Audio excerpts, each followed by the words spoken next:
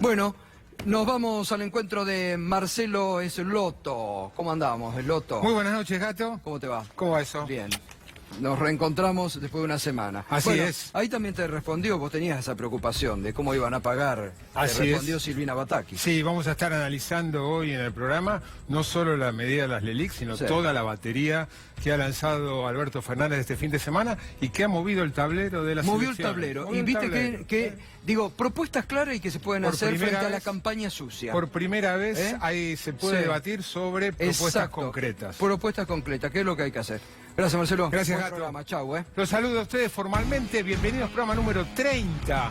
Programa número 30. Ya de Desafío 2019 en esta quinta temporada aquí en la pantalla de S5N. Le decía al Gato, la campaña a 13 días de las PASO se movió el tablero. Y básicamente se movió el tablero porque por primera vez un candidato, en este caso Alberto Fernández, expuso una batería de medidas que afecta a variables muy sensibles de la economía. Afecta al salario, afecta a las jubilaciones, afecta a las tarifas, afecta a las tasas de interés y afecta al dólar. Nada menos. Enseguida vamos a estar analizando las medidas, los pros, los riesgos, analizando cómo esto ha movido el tablero político. Tenemos como entrevistados a Martín Lustó y a Guadalupe Tagliaferri, que son los dos candidatos a senadores de Juntos por el Cambio por la Ciudad de Buenos Aires. Martín Lustó viene justo porque fue el primero que desde el oficialismo cuestionó hoy la medida de Alberto Fernández, las medidas de Alberto Fernández. Vamos a estar hablando con él de eso y también le vamos a preguntar, él como economista, cómo hace para sumarse, para haberse sumado a un gobierno que ha fracasado en lo que él más conoce, que es en la economía. Y con la ministra de Desarrollo Humano le vamos a plantear una serie de críticas, de objeciones que hay a la política de desarrollo humano que está llevando adelante el gobierno de Horacio Rodríguez Larreta. Emanuel Álvarez Agis, en su desafío, va a plantear una idea provocativa, que a muchos puede no gustarle, pero que es una alternativa bien plausible para estas elecciones. ¿Cómo puede ser que un gobierno que ha fracasado en lo económico estrepitosamente pueda ganar una elección? A eso se va a dedicar la columna de Emanuel. Y muy probablemente recordarán que Juan Grabois, referente de la Confederación de Trabajadores de la Economía Popular, pero también un dirigente de Patria Grande, uno de los espacios que conforma el Frente de Todos, observó y se quejó a modo de crítica que tanto en el Congreso, en la política en general, como en las listas que se presentaron, no hay pobres. En las listas prácticamente no hay pobres. Nosotros invitamos hoy como cronista especial a Gabriela Pepe, una abogada, periodista del portal Letra P, para tener una radiografía de cuán cierto es esta queja, este reclamo de Juan Grabois acerca de la escasez de pobres que hay en las listas y en la política en general. Pero vamos entonces rápido a lo que ha movido el tablero este fin de semana con las declaraciones, con los anuncios de Alberto. Lo primero que tengo para decir, reitero lo que recién charlábamos con el Gato, por primera vez se puede hablar, se puede debatir, se puede polemizar sobre propuestas concretas. Y no cualquier propuesta, propuestas que tocan variables muy sensibles. Lo primero que les propongo es que hagamos un listado, porque se ha hablado mucho de las LELIC, vamos a hablar también de las LELIC y explicar de qué se trata, pero la batería de los anuncios, de las propuestas de Alberto, no se agota ahí. Acá tenemos, pero vamos primero a la placa número 1. En la placa número 1 donde está el listado de todas las medidas que propuso Alberto Fernández. La primera fue de la semana pasada, medicamentos gratis para los jubilados. A lo que este fin de semana Alberto agregó, aumento inmediato de 20% a los jubilados. Y le preguntaron, ¿el primer día? Sí, el primer día hay un aumento de 20% a los jubilados. Se sobreentiende que es un aumento por sobre los aumentos que ya están pautados en la ley de movilidad jubilatoria, es decir, una recuperación de poder adquisitivo de los jubilados que han perdido poder de compra, lo mismo que todos los asalariados. No se quedó ahí, Alberto. Habló de desdolarizar las tarifas, que no es un tema menor porque hace a el costo de la luz, de la electricidad y de los combustibles. Habló de un acuerdo de precios y salarios como para enmarcar lo que los economistas llaman política de ingresos.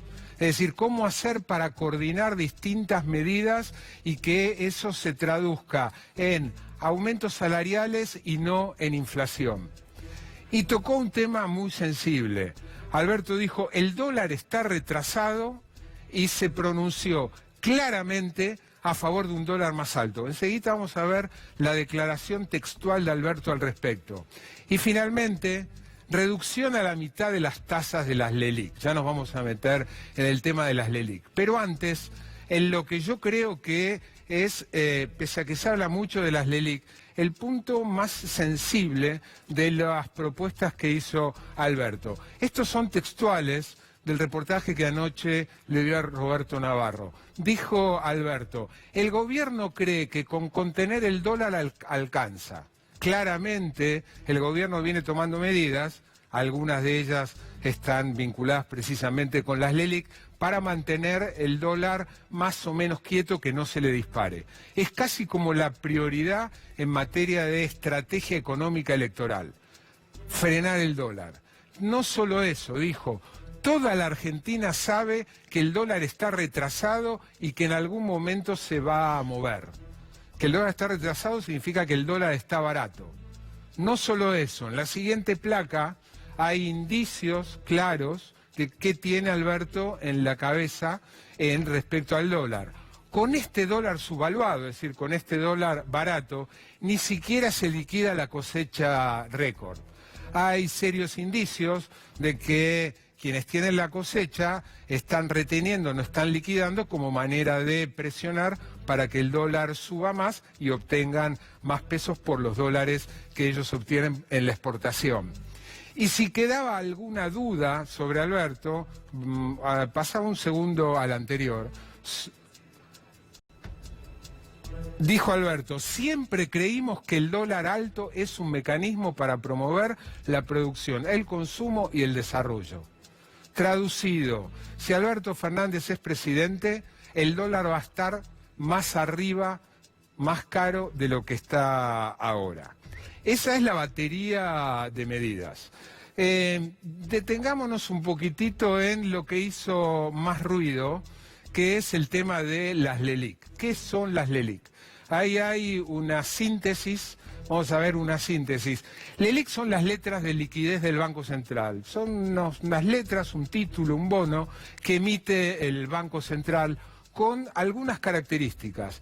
La primera es que los únicos que pueden suscribir esa letra son los bancos.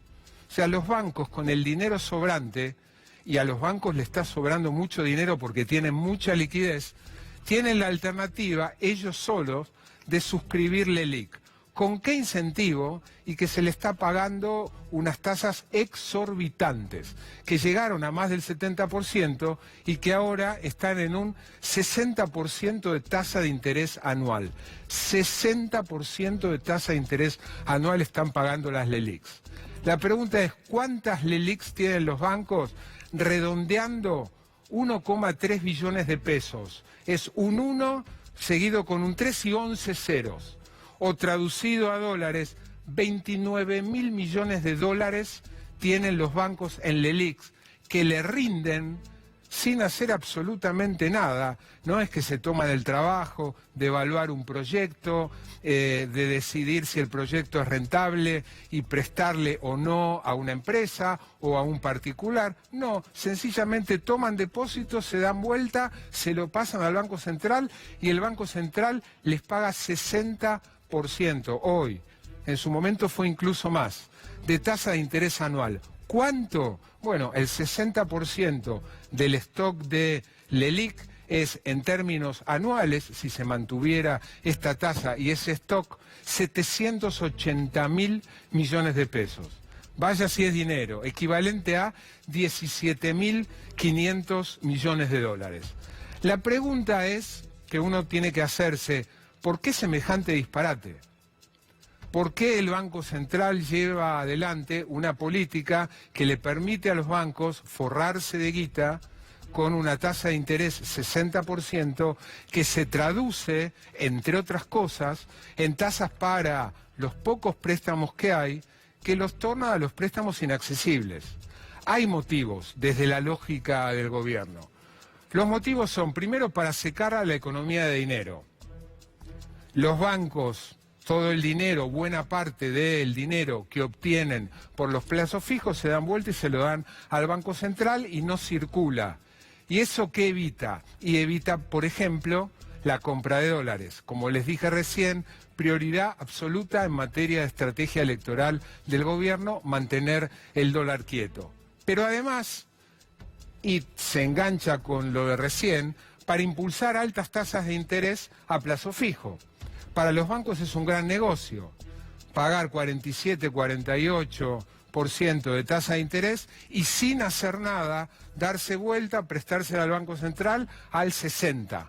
Con eso obtienen diferencias siderales y que evitan, y que logran, mejor dicho, tentar a la gente que le sobra algún dinero a depositar en los bancos en lugar de eventualmente correr al dólar, que nuevamente es lo que el gobierno trata de evitar como estrategia básica de economía en materia electoral.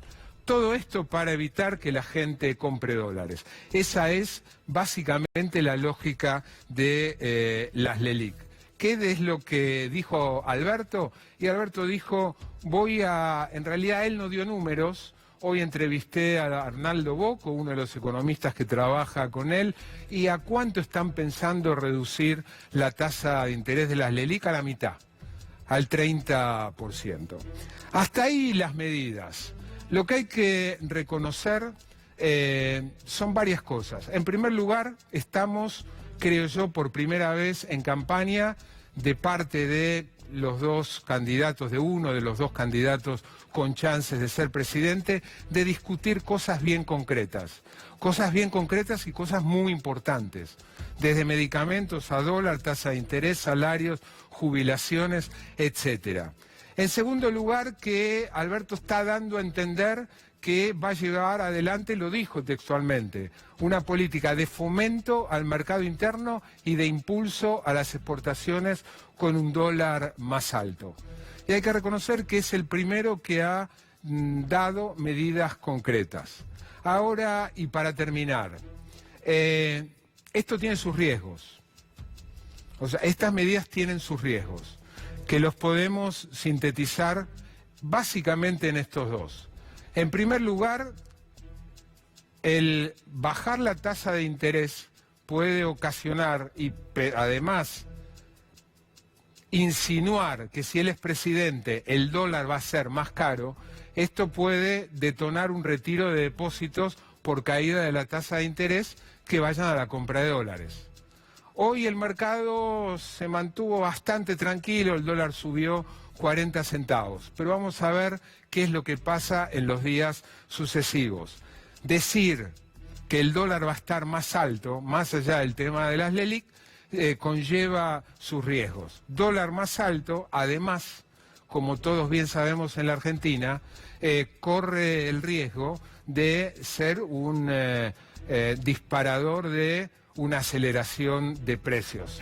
Eso es lo que Alberto cree que puede llegar a coordinar mediante un acuerdo de precios y salarios entre sindicatos y trabajadores. Enseguida vamos a seguir con este tema con Martín Lustó, que como les decía, fue el primero desde el oficialismo que salió a cuestionar. Pero ahora, como venimos haciendo en todos los programas, Claudio Martínez, nuestro productor ejecutivo, de manera generosa, desde el Oso Producciones, aporta a la campaña de Juntos por el cambio, spots publicitarios para que lo utilicen. Muy buenas noches. Buenas noches, Marcelo. Exactamente, estamos ya en los últimos 13 días de la campaña. Según Felipe Solá, la campaña más cara de la historia del mundo. 57.000 millones de dólares. ¿De dónde sale este número? Bueno, es la plata que el Fondo Monetario Internacional le prestó al gobierno, entre otras cosas, como vos señalabas, para contener la paz cambiaria, esta paz que consiguió el gobierno en las últimas 8 semanas, 7 semanas. Sí, 10, más 12. o menos, 10, 12 semanas. No hay duda, eso no es chiste, no hay duda alguna, no hay duda alguna. Sin la ayuda del Fondo Monetario, el gobierno no hubiera llegado a las elecciones con ningún tipo de chance. Bueno, finalmente entonces decíamos, 13 días, los últimos 13 días de campaña, el gobierno ha logrado sostener la paz cambiaria gracias a este mega préstamo del Fondo Monetario Internacional, y como este es un gobierno muy devoto, muy reconocido y muy agradecido, tomó la decisión de hacer un spot de campaña que nosotros tenemos en exclusiva, un spot de campaña que es casi una oración, un rezo al Fondo Monetario Internacional, el patrono de la paz cambiaria. ¿Querés verlo?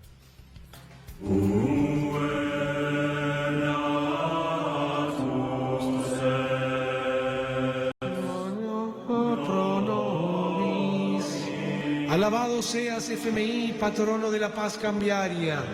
Tú, que desde los cielos de Washington velas por nuestra campaña. Tú, que ofreces tu bendición y tus dones para que el dólar no se vaya al demonio. Tú, que iluminas el camino de la bicicleta terrenal y de la fuga celestial. Tú, que celebras la ceremonia del ajuste para que los humildes sean más humildes y los poderosos más poderosos. Tú, que recibes gozoso a los mercaderes de las finanzas para llenarlos de gracia y que expulsas del paraíso a los trabajadores y a los jubilados. Te pedimos, FMI, que tu largo brazo y tu larga billetera sigan protegiendo el tipo de cambio por los siglos de los siglos, o al menos hasta el 27 de octubre. Amén. Estamos aquí con Guadalupe Tagliaferri, ministra de Desarrollo Humano y candidata a senadora por Juntos por el Cambio de la Capital Federal. Gracias, Guadalupe, por venir. Gracias. Acompañando a Martín Lustó, diputado y primer candidato a senador. Gracias, Martín, por venir. Gusto. Más allá de la broma, es así, ¿no? Sin el Fondo Monetario el gobierno no llegaba con chances, ¿coincidís? Mira, la verdad es que Argentina estuvo cerca de una crisis grave. Una crisis grave que viene, en mi opinión, y lo he escrito abundantemente, lo he tratado, producto de un montón de desequilibrios que se acumulan durante mucho tiempo, y yo creo de algunas diferencias o de algunos errores de concepto en el diagnóstico. Por parte del gobierno. Sí. Algunas cosas de grandes trazos me parece que el gobierno las diagnosticó bien en cuanto a qué es lo que tenía que hacer y corregir inmediatamente. En cuanto a la forma, yo creo que tenía otras alternativas y el propio gobierno reconoce que no tiene los resultados que esperaba. Yo creo que es por eso que se amplía. Lo del Fondo Monetario lo podemos mirar de dos perspectivas. Argentina estuvo en varias ocasiones en el pasado crisis graves. Yo creo que el apoyo del Fondo Monetario y de la Comunidad Financiera Internacional también dependió mucho de lo que hizo el presidente durante todo este tiempo en materia de, no sé cómo llamarlo, diplomacia presidencial. Yo, por ejemplo, estaba en contra de que el gobierno organizara el G20, siendo embajador, porque me parecía, tenía un diagnóstico de la economía complejo, vos lo conocés desde hace mucho, y pensaba que iba a ser irritativo que vinieran tantos jefes de Estado y gastar plata en ese contexto, pero si Argentina no hubiera hecho eso, no hubiera tenido las herramientas para evitar una crisis más grave.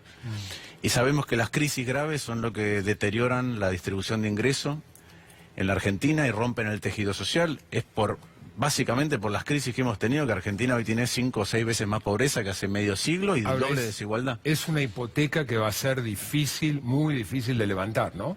El préstamo. Gane Macri, gane Alberto Fernández, gane quien gane. Creo que lo hemos dicho varios. Que Alfonso Pradal en un momento dijo que es como pedirle plata a tu suegro, ¿no? Es una plata que es más barata que la del mercado, porque es importante recordar esto, que es plata más barata que la del mercado, pero tiene condicionalidades. Yo lo que creo que es importante a futuro, como me ha tocado a mí vivirlo, tanto en el Banco Central en 2003, 2004, como ministro de Economía, es que Argentina tenga claro cuál es su modelo. que haya una muy buena discusión interna de hacia dónde quiere caminar Argentina, y cuando tenés esa discusión zanjada, que yo calculo que será después de las elecciones, tenés mucha más fortaleza para negociar con el Fondo Monetario. No solamente el tema financiero, sino el tema de cuáles son las cosas que vos vas a defender y por qué, y en cuáles estás de acuerdo en que podés avanzar en determinada dirección. Guadalupe, vos formás parte de, en principio, el PRO, después Cambiemos, ahora Juntos por el Cambio, de hace mucho. Sí. Nunca le todas preguntan de dónde venís. Nunca me preguntan dónde vengo. ¿De dónde venís? Vengo del peronismo. Venís del peronismo, A mis sí. 18 años empecé en la facultad y empecé a militar en el peronismo en la capital federal y empecé a laburar en las villas a los 18 años. ¿Y cuándo fue que te sumaste al macrismo? Fines del 99 me sumo a trabajar con Horacio y con María Eugenia, y después en el 2001-2002 Horacio empieza a sumarse en el espacio con lo que en ese momento fue el armado de Compromiso para el Bueno, Cambio. entonces vale la pregunta, creí que era más para Martín, pero vale para los dos. ¿Cómo se hace para defender un gobierno que ha fracasado y ha fracasado estrepitosamente en materia económica? ¿Querés arrancar vos o arranco yo? En materia económica arrancas vos, después sigo yo. Mira, yo ya he dicho qué es lo que pienso de cuál es el diagnóstico de la Argentina. Creo que es un diagnóstico estructural que nos perdemos de conversar y de debatir, a veces por la campaña, a veces porque la coyuntura nos tapa. Argentina hace medio siglo que viene creciendo menos que la mitad del mundo. El único país que más recesiones ha tenido que Argentina es el Congo. Hay una parte de lo que hacemos con el Estado y otra que tiene que ver con el tipo de cambio, y las dos cosas en conjunto, que es casi el núcleo del libro que escribí, y en donde muchas de las cosas que ocurren en la economía, como en otras facetas, particularmente por ejemplo con la salud, son asintomáticas. Vos podés tener una crisis en ciernes y todavía no sentir los síntomas de esa crisis. Vos podés tener una enfermedad terminal y todavía no sentir qué es lo que te está pasando. Y yo creo que el gobierno heredó una crisis a punto de ocurrir, con la cual lidió, en mi opinión, no de la mejor manera. Y Pero creo bueno, que más aún, Sí. o sea, no vamos a discutir la herencia hubo, podemos discutir, No, pero- herencia mala digo, podemos discutir pero- la dimensión. Ahora estás diciendo, recibió una herencia, ahora la empeoró, y la empeoró no de manera leve, sino la empeoró de manera importante. de la misma manera que cuando vos tenés una enfermedad compleja que todavía no sentís y empezás un tratamiento, quizás te sentís peor. Ahora, yo lo he manifestado públicamente, yo tengo discrepancias con cómo el gobierno abordó muchas cuestiones. ¿Por qué me sumo? Y lo hemos conversado en público, en privado, porque yo creo que el gobierno lo que necesita es ampliar su manera de enfocar muchas cosas, entre ellas la economía. Ahora, lo que dice Martín... Entre Sí. ellas la economía, que cuando tengamos más cabeza, para diagnosticar vamos a encontrar mejores soluciones y también tener más músculo para implementar las cosas. Ahora, déjame volver un segundo a la herencia, porque yo ni siquiera hago hincapié en la última parte de la herencia. Yo hago hincapié en cómo Argentina muchas veces, después de la crisis, tiene allanado el camino para crecer sin inconsistencias y por ende sin incubar crisis, y termina incubando crisis. ¿Qué quiero decir con esto? Apenas arranca el 2003, ¿sí? Kirchner asume el 25 de mayo del 2003. Si vos tomás el 2003, los primeros 5 meses, para no irme al 2002, para no irme a ningún lugar, cuando asume Kirchner, la economía argentina venía creciendo al 10% anualizado y la tasa era 5% de inflación. Y tenía superávit fiscal de 3 puntos del producto, y después te vino la soja. Entonces, la verdad es que vos tenías una economía para crecer sin inconsistencias y dejaste una economía atada. Entonces, otra vez, para mí el problema es cuán atada dejas la economía y cuán costoso es siempre desatar las crisis. Entonces, cuando el gobierno asume con crisis, yo dije, heredó el triángulo de las Bermudas de la economía. ¿Tomó las decisiones que yo hubiera tomado? No. Ahora, yo comprendo que vos digas, que vos pienses que el gobierno tiene que ampliarse, que el gobierno... Ahora, no es lo que dice el candidato. El candidato dice, si ganamos, vamos a hacer lo mismo más rápido. Me parece que el candidato dijo eso en un evento y no es lo que en esto... No lo dijo una vez, lo dijo más de una vez. ¿Hace o sea, no cuánto? fue circunstancial. ¿Hace cuánto lo dijo? Hace no mucho, Martín. ¿Antes de ampliarse o después de ampliarse? ¿Antes de ampliarse a qué? A Pichetto, a nosotros, a otros. Hay un montón de dirigentes que encabezan lugares importantes, en mi caso en el Senado, el Pichetto es candidato a vicepresidente, Cornejo es primer candidato a diputado en Mendoza, y pensamos diferente en esa Vos cuestión. decís que Macri cambió.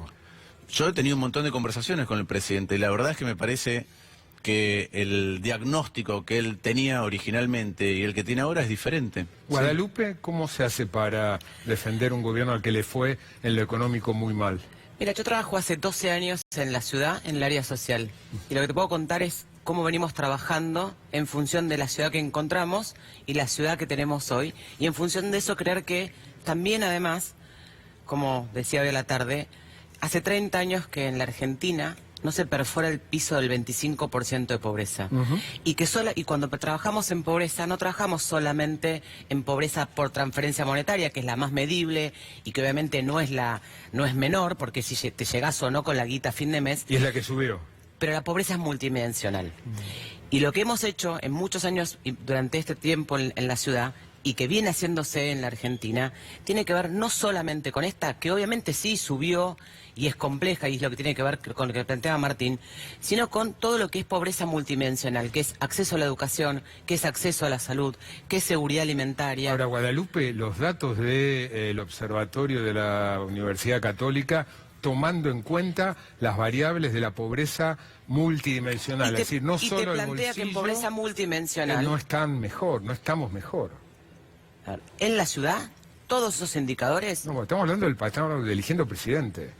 está bien, pero eso no significa que no pueda contarte. No, digo, pero el proceso donde cuando vos trabajás durante mucho tiempo en pobreza multidimensional y trabajás sobre las bases que modifican la pobreza por ingresos, tenés salidas que no son atajos y que son sostenidas. Entonces, tiene que ver con eso. Obviamente que ahora es un momento complejo, digo, y somos los primeros en reconocerlo. Imagínate, yo en desarrollo social soy la que lo veo de primera mano, a mí no me lo cuenta nadie. Pero eso significa trabajar en profundidad, en cambiar las bases de una Argentina distinta para que crezca sostenidamente. Tengo preguntas específicas para cada uno. Sí, pero bueno, dale. No, quería obviamente tema del día. No, pero déjame volver un segundo a lo siguiente, que es, yo siento que es una discusión en donde hace mucho tiempo que Argentina viene haciendo las cosas mal, y donde, no lo digo yo, lo dice, el otro día lo escuchaba Frigerio, decir que el desempeño económico que ha tenido el gobierno no es el que esperaba y que revisan ciertas cosas. Hace mucho tiempo que ocurre. Yo lo que veo es que en lugar de diagnosticar por qué está ocurriendo y qué cosas hay que hacer a futuro, seguimos en una discusión tramposa o un poco...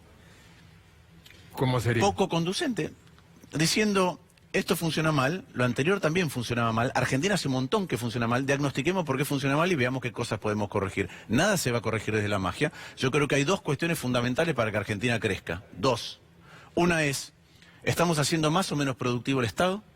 Porque la verdad es que no ha habido aumento tan grande de impuestos como el que hemos tenido en los 12 años anteriores. En mi opinión, con algunos problemas de productividad de ese aumento del gasto. Alguno me gusta, pero otro me parece que es improductivo. Y eso hace que te sea más difícil, no más fácil exportar. Y que necesite Argentina, cada vez que la mitad de lo que produce, que es el costo del Estado, es más improductivo, necesite cada vez un tipo de cambio más alto. Y cada vez que la productividad argentina, particularmente del Estado y el tipo de cambio, se desalinean, Argentina termina en una crisis. Eso le pasó el año pasado al gobierno. Y le pasó en repetidas oportunidades al gobierno anterior, en repetidas oportunidades. Si no me equivoco, en 2012, en 2014, en 2016. De hecho, en 2011 tuvo que poner un cepo para que eso no ocurriera y aún así continuó ocurriendo. Entonces, la verdad que lo que tendría que acometer la política es cómo hacemos que el Estado sea más productivo para no necesitar ser cada vez más pobres en dólares, que es en parte la discusión que vos traías de lo que dijo Alberto Fernández, a medida que pasa el tiempo. Argentina era el país número 18 del mundo en PBI por habitante en el año 60 y hoy es el número 65, medido en dólares. ¿Por qué? Porque crecimos menos de la mitad de lo que creció el mundo, y porque para poder exportar una economía cada vez menos productiva necesitamos un dólar más alto. O sea, en eso coincidís con Alberto. No, yo quiero yo quiero trabajar sobre el Estado para poder convivir con un dólar más bajo. Vamos a ponerlo de esta manera. Vos producís un vaso, Guadalupe produce otro vaso, son dos países distintos. El vidrio cuesta lo mismo, la energía cuesta lo mismo, el agua cuesta lo mismo, la mano de obra cuesta lo mismo. Parece que podés competir hasta que entra el Estado. Y tu Estado es menos productivo que el Estado de Guadalupe. La mitad del costo de hacer el vaso es tu Estado, el 54% en Argentina. Por eso que las pymes sienten que los impuestos son altos, que no pueden sobrevivir. Y entonces la única manera, una vez que te transformas en más caro que el vaso de Guadalupe, es tener un dólar más alto. Ahora, cuando tengo un dólar más alto, el grueso de los trabajadores de Argentina se vuelven más pobres que el resto de los trabajadores del mundo. Cae el salario. Del país 18 al país 65 en medio siglo. Entonces, dos cosas que hay que hacer. Una, ¿cómo hacemos para que el Estado sea más productivo, para que pueda o brindar mejores bienes y servicios, o bajar Martín, impuestos, o las dos cosas? Y la otra cosa es exportar. Ningún candidato sensato va a estar en desacuerdo con que el Estado tiene que ser lo más eficiente posible, y ningún candidato va a estar en desacuerdo. Pero después es la discusión particular de cómo hacemos que el Estado sea más eficiente, y ahí no se meten. Yo escribí un libro entero sobre eso, entonces yo siempre hablo con propuestas y números. Y estoy dispuesto a discutir cosas que son incómodas. Vos me has entrevistado en momentos donde, recuerdo, el ministro Kicillof, en plena campaña electoral, subió las tarifas de servicios públicos, salió la oposición en masa a decir que eso estaba mal, y yo dije, está bien, está haciendo lo correcto. Entonces yo trato todo el tiempo de atenerme a las cosas que me parecen sostenibles. ¿Por qué? Porque si no, Argentina engendra crisis, y las crisis son, insisto, lo que rompe nuestro tejido social y productivo. Vayamos, te propongo, al paquete, a la batería de medidas de Alberto. Sí. ¿Qué te parece? Depende de qué cosas estés hablando. A ver. Estoy hablando de reducir las LELIC, ahora vamos a ver la placa, el remedio gratis para todos los jubilados, aumento de 20% a los jubilados, un tipo de cambio más alto, desdolarizar las tarifas, todo eso en el marco de un acuerdo de precios y salarios entre empresarios. Bueno, vamos por partes. Voy a tomar la parte más importante, que tiene que ver, para mí, el núcleo, porque el resto no me está diciendo cómo lo financia. Ahora, si querés, me meto con las LELIC. Vamos por partes. Lo más importante de todo lo que dijo es que el dólar está retrasado. Hoy el dólar debe ser, no tengo el cálculo, pero más o menos a ojo, debe ser 50% más competitivo que el de diciembre de 2015. ¿Sí? Primero. Entonces, no. Sí, en términos reales, sí. No. Bueno, el tipo ¿cuánto? ¿Cuánto más? No, pero no. Índice, ahí lo tenés a Emanuel. El índice tipo de cambio real multilateral del Banco Central está 15%. ¿Más que en el 2015? Que cuando en diciembre salió, del 2015. Que cuando salió el cepo. No, que cuando salió el cepo, que cuando recibió la economía, que cuando recibió la economía, la salida del cepo implicó una devaluación de casi 40 o 50%, que el tipo de cambio que dejó el kirchnerismo. Ah, eso sí. Entonces por eso, Alberto Fernández está diciendo, salvo que no lo dice explícitamente, pero dice, la economía que dejamos tenía el enorme problema del retraso cambiario. Enorme. Entonces ahora dice, este tipo de cambio, que es 50% más alto que el que dejamos nosotros, no es competitivo. Perfecto. Quiere un tipo de cambio más alto. Sabemos que el tipo de cambio más alto se traslada, en general, a precios. Y entonces cuando inevitablemente. No inevitablemente, pero muchas veces te traslada a precios. Cuando él dice, lo tenemos que contener por el lado de los salarios, ¿quiere decir que el salario real tiene que caer? ¿Para que el tipo de cambio real efectivo sea más alto? ¿Está diciendo que el salario real en la Argentina tiene que caer? No necesariamente. A ver, ¿cómo es un tipo de cambio más alto sin que el salario real caiga? Y el tipo de cambio se revalúa en función de todos los otros precios menos el salario. Bueno, ¿cuáles son los precios más importantes para competir? Vamos. Bueno, la energía, tenés todo. La energía es un tema. La energía es un tema. Y con la energía yo tuve una propuesta concreta diferente a la que tiene el gobierno. No es solo los salarios. Pero principalmente, ¿qué otra cosa? A ver, eso es un elemento. Insumos básicos. Lo podemos discutir. Aluminio, vidrio. La ley de defensa de la competencia es una ley que presenté yo en el Congreso cuando Moreno vino con la ley, no me acuerdo cómo se llamaba, la ley de abastecimiento, no me acuerdo. Hicimos la ley más moderna del mundo con una de las personas que más habla Argentina, que se llama Diego Petrecola. La presentamos, hoy es ley. Para mí, ¿en qué falla el gobierno? En que no la aplica. El último estudio del grado de monopolio o oligopolio de los 15 sectores de insumos industriales difundidos, que son los que usan para producir casi todo lo demás, me tocó a mí dirigirlo con Pablo Gorchunov en el año 1997. Pasaron más de 20 años, nadie volvió a hacer ese estudio. Este gobierno tampoco. Ni los 12 anteriores. Pero por eso yo quiero discutir temas estructurales para ver cómo salimos de algo que se repite, del día de la marmota. No me interesa tanto discutir la última propuesta, no estamos discutiendo los temas fundamentales. LELIC. La verdad es que las LELIC funcionan más o menos así. Vos lo explicaste bien. La gente pone la plata en los bancos y los bancos deciden qué hacer en virtud de la demanda que tienen de distintas cosas o de la oferta que tienen de instrumentos. ¿Queremos bajar la tasa de las LELIC? Sí, queremos bajar la tasa de las LELIC. Queremos bajar la tasa de las LELIC, además, para que baje la tasa para la producción. Y de hecho, más todavía, te diría, cuanto más bajen las tasas de las LELIC y haya más demanda de crédito por el lado de la producción, más fácil va a ser salir de ese problema. Ahora, para eso necesitas confianza en que el dólar no se va a disparar, confianza en que la economía se va a recuperar y no esta discusión de un día me despierto y digo no voy a pagar los intereses de la LELIQ. ¿Por qué? Bueno, porque eso va a pagar la mitad. Bueno, otra vez, es la plata de los depositantes, ¿sí? La mitad de los intereses, hay una parte que va a préstamos, otra parte que va a la LELIQ. La mitad de los intereses que va a la LELIQ no las va a pagar. Bueno, por ende nos tenemos que preguntar qué pasa con el dinero de los depositantes. Es una pregunta lícita, no es a quién defendemos, es qué pasa con el sistema, porque entre otras cosas lo que puede pasar es que el temor de que pase algo adicional, como lo que dice Alberto Fernández, haga subir la tasa del LELIQ porque la gente tiene miedo de que suba el dólar. Entonces, lo que está haciendo es lo contrario, sus declaraciones van en el sentido contrario de lo que debería pasar en la Argentina, que es hacer que venga la estabilidad, venga la tranquilidad, se recupere la producción y entonces empiece a bajar la bola del LELIQ, no solamente en tasa, sino que eso vaya a crédito al consumo. Lo que hizo es exactamente lo contrario, creando temor, como lo quiera llamar. También podemos discutir si la gente no liquida porque el dólar está atrasado o porque Alberto Fernández dice estas cosas. Guadalupe, tengo acá una serie de objeciones, críticas a determinadas políticas de tu ministerio. Una de ellas es la falta, los problemas que hay con los paradores. Nosotros la semana pasada hicimos un informe, la gente de La Garganta Poderosa, donde ahí tenemos un resumen para que veas de las quejas y las deficiencias que hay acerca de la posibilidad que tiene la gente en situación de calle de ser albergada en un parador. Ahí está.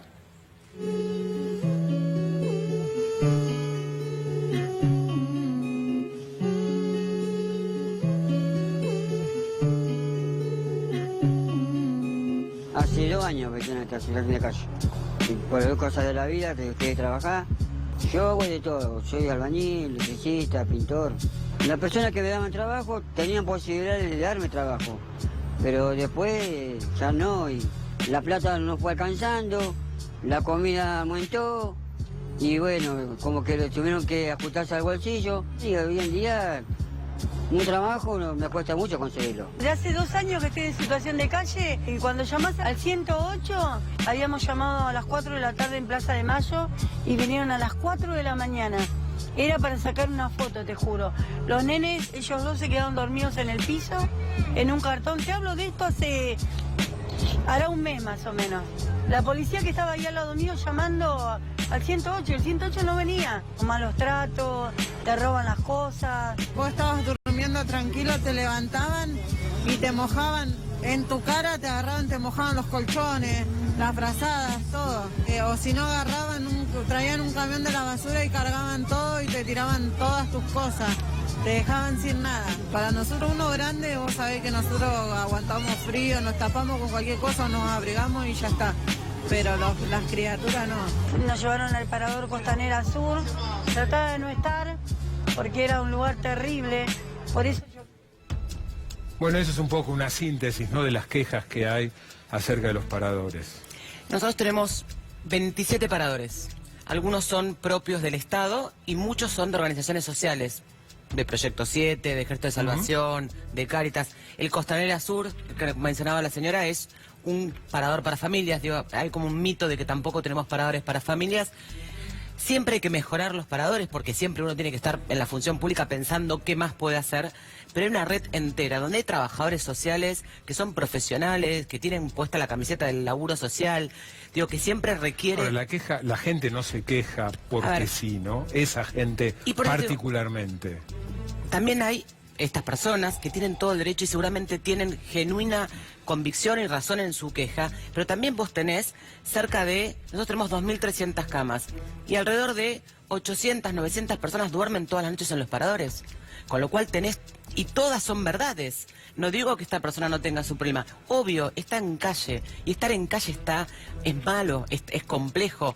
El Estado tiene que revertir eso trabajando permanentemente. Entonces tenés los paradores, que hay que mejorarlos, uno está permanentemente con eso. Y por eso no son solamente el Estado, por eso trabajamos con organizaciones sociales de todo índole, de todo color. Tenemos los equipos profesionales, que son el 108, que va el equipo, digo que es cierto que no es una... De 0 a 10. Que si tuvieras que evaluar la eficacia de los paradores. Mira, yo trabajé directamente siendo directora de ese área. Y cuando además llegamos en el 2007, ni te cuento que no había ni siquiera paradores para familias. No me gusta poner un 10 porque significa que encontraste la excelencia, y en problemáticas sociales tenés que estar todo el tiempo reinventando, porque hace 20 años podías tener paradores sin tener que atravesar la cuestión de consumo. Y hoy no, y tenés que estar pensando estrategias para eso. Ponerle un puntaje a la vida, a la intervención social, a la problemática social, no. Ahora, no están para ser reprobados de ninguna manera, pero sobre todo porque lo sostienen trabajadores que son profesionales de ciencias sociales, antropólogos, psicólogos, que tienen compromiso y vocación social. Te propongo lo siguiente, me quedan un montón de temas y como siempre el tiempo se nos acorta. Invitarte otra vez para pelotear otra serie de objeciones que hay y seguir hablando de economía. ¿Les parece? Sí, encantado. Gracias a los dos. Un placer. No quiero dejar de señalar, estuve el fin de semana, un tema además que vos trataste particularmente en la campaña contra Horacio en el 2015. Fui a ver las obras de los monoblocks antes de la Villa 31 y la Rodrigo Bueno. Lo que se ve no es que entré y hay construcción. La pregunta es, ¿por qué no hicieron mucho más de eso antes, siendo que es prioridad? 5.000 viviendas sociales y 10.000 viviendas... La escasez de viviendas multiplica eso por mucho. ¿Te puedo decir por qué también? Sí. Porque cuando tenés una competencia virtuosa, donde en lugar de hacer promesas vanas, empezás a discutir con propuestas concretas y cómo se financia, el otro lado también toma las propuestas de uno. Déjame ver, porque además también, y de nuevo en estos 12 años, muchas de esas viviendas las hicimos acompañadas con el gobierno nacional. Antes no teníamos un peso para hacer ninguna de las acciones que estábamos haciendo. Entonces yo tengo... ¿Con el presupuesto de la ciudad? Sí, a ver, la inmensidad de hacer 10.000 viviendas, de las cuales 5.000 son sociales, el Paseo del Bajo, los viaductos, las obras en las escuelas, el laburo social, los subsidios. Todavía tenemos dos visiones. Yo creo que la competencia con propuestas concretas, con respeto y buen debate, mejora a los dos lados. Yo lo que vi el otro día es, mirá qué bien. Ahora, ¿por qué recién ahora y solamente eso? Siendo que en la ciudad tenemos 300.000 personas viviendo en villas. 250.000 sobre el censo 2010. ¿No? ¿Qué otra prioridad? Pero bueno, pero por eso lo que hay que discutir son las prioridades de cómo encara el Estado cada cuestión. Gracias, Guadalupe, gracias, Martín. Un placer.